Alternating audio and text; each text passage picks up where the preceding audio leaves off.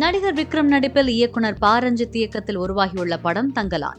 வரும் 15ஆம் தேதி ரிலீஸ் ஆக உள்ள இந்த படத்தின் இசை வெளியீட்டு விழா நேற்று சென்னையில் நடந்தது.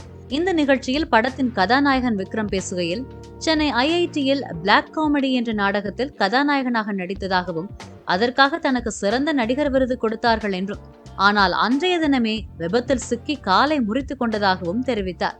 பின்னர் மருத்துவர்கள் காலையே வெட்டி எடுக்க வேண்டும் என கூறினார்கள் என்றும், 23 முறை அறுவை சிகிச்சை செய்தனர் என்றும் விக்ரம் தெரிவித்தார்.